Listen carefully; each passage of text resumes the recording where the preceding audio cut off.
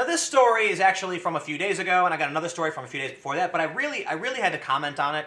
I didn't think I was gonna, but it's a story about Rahaf al-Kunin, a Saudi teen refugee who arrived in Canada. And this is really interesting in the sense that she actually got a lot of support from conservatives, which is counterintuitive, you might find.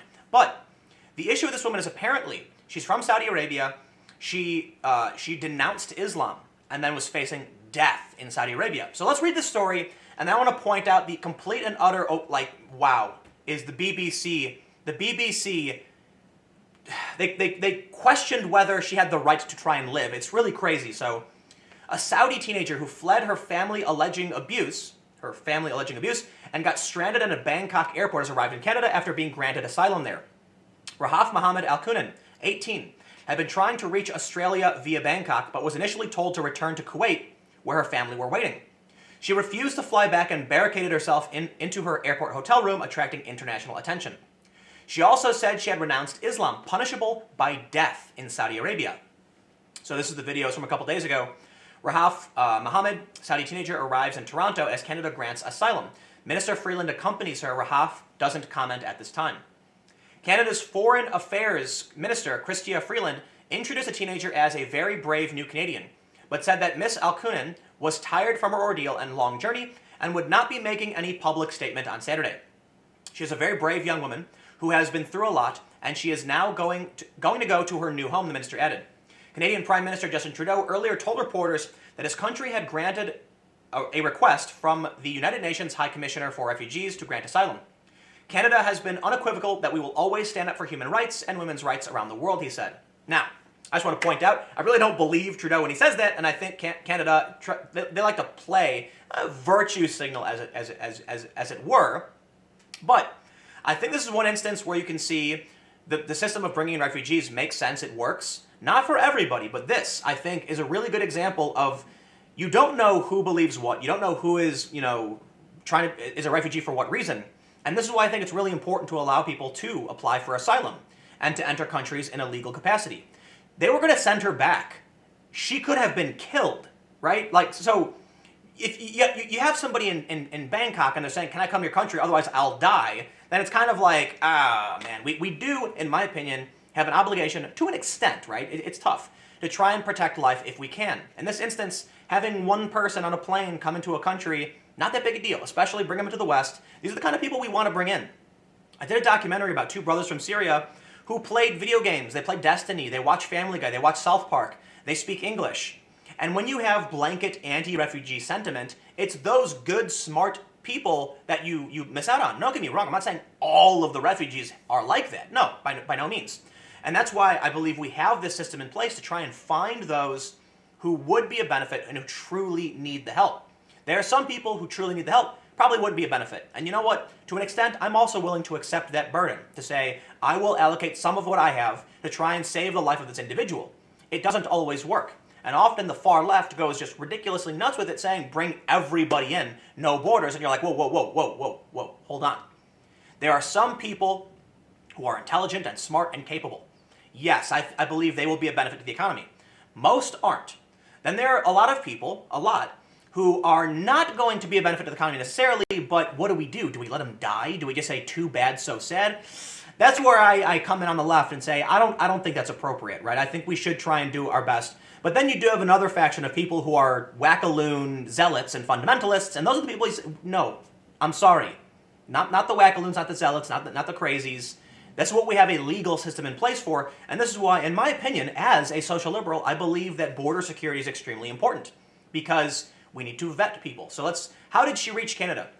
She arrived in Pearson International Airport on a Korean air flight from Seoul on Saturday. She had tweeted photos that appeared to show her aboard the jet just before takeoff with the words, I did it. Why did she flee? Ms. Kunin told the BBC earlier that she was afraid her family would kill her. I can't study and work in my country, so I want to be free and study and work as I want, she said. Good feminist. Separately, she told AFP news agency she had suffered physical and psychological abuse from her family, including being locked in her room for 6 months for cutting her hair. A spokesperson for her family told the BBC they did not wish to comment, and all they cared about was the young woman's safety. The UN's refugee agency, UNHCR, said it considered her to be a legitimate refugee and welcomed Canada's decision to grant her asylum. International refugee law and overriding values of humanity have prevailed, the UNHCR said. Now, I'll jump back to this, but the thing that really needs to be brought up before I go too long is this from the Telegraph. BBC deletes tweet asking whether Saudi woman's decision to flee threat of murder was worthy of respect. Yes, the BBC was forced to delete a tweet after it asked its followers to debate whether they respected the decision of a Saudi Arabian refugee who was fleeing murder threats. What? How does you hire someone new? BBC Asia Network asked its followers to debate the choices of an 18-year-old Rahaf Mohammed Al-Kunan, who took to Twitter on Monday to plead for her life after Saudi officials and Thai immigration officials stopped her in Bangkok and confiscated her passport. She was on her way to Australia, escaping her family, who she claimed would kill her for disobeying them. Miss Al-Kunan was given refugee status. We read all this stuff. So here's what they tweeted. 18-year-old Rahaf Mohammed Al-Kunan fled Saudi Arabia as she said her family would kill her for choosing to leave Islam. Do you respect her decision? What? Who is their audience? Who are they asking? I respect the decision of anybody to try not to die, right? Everybody's going to try and live, okay? Even people on death row. I can respect that, okay? I can understand why people would not want to die, even really, really bad people. So this is Dr. Zubaida Haq, the Deputy Director of Race Equality think tank, tweeted, "Why the hell are BBC Asia Network dedicating a program on whether a female victim has the right to leave the threat of violence in her home country? Why question the victim's motive? Why not challenge honor-based violence and Saudi misogynist and apostate laws?" Radhika Honda, a barrister and campaigner, tweeted, "How disappointing. You are basically asking, is honor-based violence against women okay, undoing all the hard work done by BME women's groups and other human rights orgs? Shame on you." Labour MP Wes Streeting added, "How is this tweet still online?" The network has previously had to delete other controversial tweets after public outcry, including one which asked whether people should be punished for blasphemy. Well, that's why. If they're asking whether or not people should be punished for blasphemy, you can probably assume that the person running the account believes certain things about religion and thus is doing the same thing again. So, how did she end up in Bangkok? She had been on a trip to Kuwait with her family when she fled on a flight to the Thai capital, saying she intended to take a connecting flight to Australia and had an Australian visa. But she says her passport was seized by a Saudi diplomat when he met her coming off the flight in Bangkok, leaving her stranded. A Saudi envoy in Bangkok denied any official Saudi involvement in Ms. Kunan's detention, and her passport was later returned. Thai officials initially described her case as a family problem and said she would be repatriated back to Kuwait the next day. However, Ms. Kunan sent a series of tweets pleading for help from her airport hotel room, and her case was picked up by Human Rights Watch and journalists. Thailand allowed her to stay, and the UN assessed her claim for asylum. This is the very real threat that women in these countries face. And it's often why you see so many people in the U.S. incredulous what's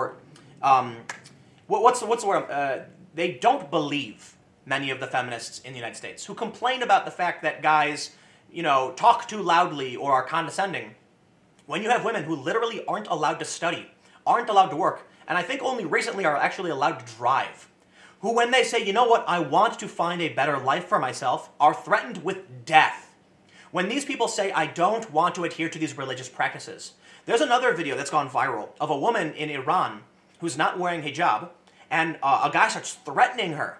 And that's what goes on in these countries. But then for some reason in the US, it's a symbol of empowerment. It's like, no, look, if you choose to wear that, I have no problem. I believe you have the right to adorn yourself and believe what you want to believe for the most part. You have to adhere to a more apparent set of cultural rules, right? Like, we in the United States have the Bill of Rights. We believe that you have a right, you're innocent until proven guilty, and you have a right to believe what you want. You can't commit crimes outside of that. But within that, you can believe what you want, you can wear what you want. That's totally fine.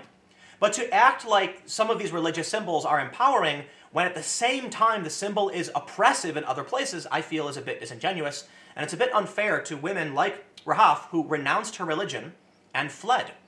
If you want to be, Muslim, more power to you. I have nothing but respect for all religions. Almost all religions, right? Some religions get really crazy, but I'm talking about fringe, wackaloon ones. No, I mean, if you want to go to church and you do your thing, like, by all means, I got no beef. You believe what you want to believe.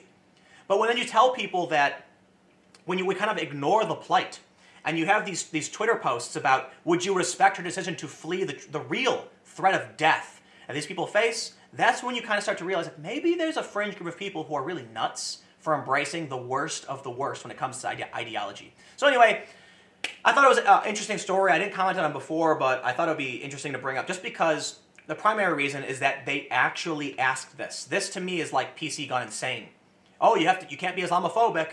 You have to criticize someone who's scared of dying. Yeah. Anyway, I've got some more videos coming up. Stick around, and I'll see you in a few minutes.